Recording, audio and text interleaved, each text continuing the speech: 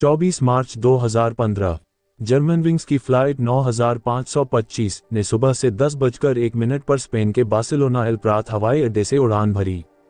Flight को डुसेल्डोर्फ airport पर land करना था। इस प्लेन में 144 पैसेंजर्स और 6 क्रू मेंबर्स सवार थे।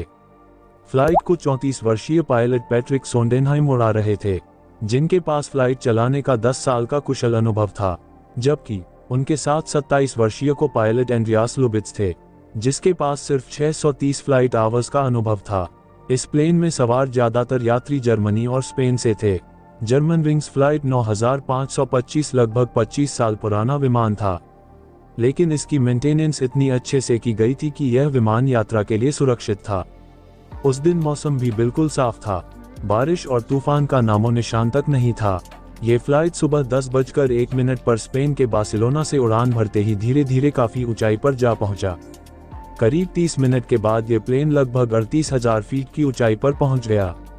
अब कैप्टन के पास काफी समय बच गया था, इसलिए कैप्टन पैट्रिक सोंडेनहाइम ने प्लेन को ऑटो पायलट मोड पर सेट कर दिया। फिर वॉशरूम का इस्तेमाल करने के लिए वह कॉकपिट से बाहर चले गए। उधर एटीसी समय समय पर फ्लाइट 9525 को गाइड कर रहा था। देखते ही देखते तभी यह फ्लाइट अचानक से तेजी के साथ नीचे की ओर आने लगी। तभी एटीसी ने तुरंत फ्लाइट 9525 के पायलट के साथ संपर्क करने की कोशिश की, लेकिन उधर से कोई रिस्पॉन्स नहीं आया। एटीसी बार बार पायलट को कांटेक्ट करने की कोशिश कर रहे थे, लेकिन एक बार भी उन्हें कोई जवाब नहीं मिला। उधर पायलट को भी भनक लग गई कि फ्लाइट में कुछ सही नहीं हो रहा है। वह जल्दी से कॉकपिट का दरवाजा खोलकर अंदर जाने लगे ताकि फ्लाइट को नियंत्रण में ला सकें, लेकिन उन्होंने पाया कि दरवाजा अंदर से लॉक है। उन्होंने को पायलट एंड्रियास को आवाज लगाई कि वह दरवाजा खोल दे, लेकिन एंड्रियास ने उनकी बात का कोई जवाब नहीं दिया। ये देखते ही पायलट घबरा गए। उन्होंने कई बार दरवाजा खटखटाया, लेकिन एंड्रियास ने फिर भी दरवाजा नहीं खोला। पायलट ने यहाँ तक कि दरवाजा तोड़ने की भी कोशिश की, मगर दरवाजे में इतने सिक्योरिटी लॉक थे कि वो दरवाजे को नहीं खोल पाए। प्लेन में जोर जोर के झटके लग रहे थे, इससे सभी यात्री भी घबरा गए। पूरी फ्लाइट में चीखने चिल्लाने की आवाजें आने लगीं। फिर एंड्रियास इस फ्लाइट को पहाड़ी की तरफ उड़ाकर ले गया और उसने प्लेन के नोज को नीचे की ओर कर दिया और स्पीड को बढ़ा दिया, जिससे विमान पहाड़ी में जा टकराया। फिर थोड़ी ही देर बाद प्लेन एक पहाड़ी से जा टकराया। एक जोरदार धमाका हुआ और फ्लाइट के चिथड़े उड़ गए। फ्लाइट में एकदम से आग गई और वह पूरी जल गई। उसमें सवार सभी लोग यानी पूरे 150 लोग मारे गए। कुछ परिवार वालों को तो अपनों डेड बॉडीज तक ठीक से नसीब नहीं हुई, क्योंकि शवों की हालत ऐसी हो चुकी थी कि उन्हें पहचानना ही मुश्किल था।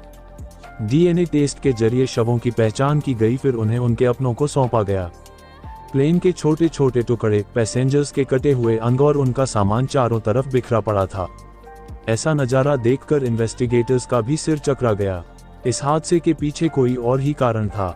इस बात का पता लगाना अब इन्वेस्टिगेटर्स के लिए जरूरी हो गया था। घटना के 3 दिन बाद इन्वेस्टिगेशन टीम एंड्रियास के घर पहुंची। वहां तलाशी लेने पर उन्हें एक डॉक्टर की रिपोर्ट मिली।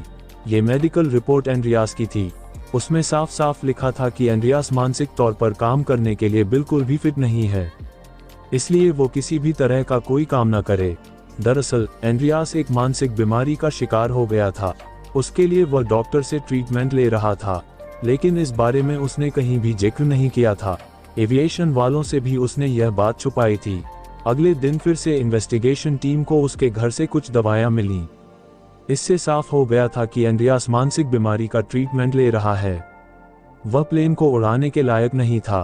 फिर इन्वेस्टिगेटर्स ने एक और खुलासा किया। उसका कंप्यूटर चेक करने के बाद ये पता चला कि वो हमेशा गूगल पर चेक करता था कि सुसाइड कैसे किया जाए और कॉकपिट के दरवाजे को अंदर से कैसे लॉक करे। ये सब सर्च हिस्ट्री को लैपटॉप से मिली।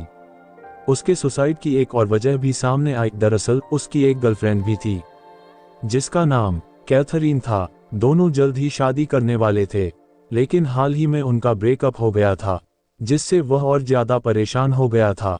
वह हमेशा गर्लफ्रेंड से कहता था कि देख लेना, एक दिन मैं ऐसा काम करूंगा कि पूरी दुनिया मुझे याद रखेगी।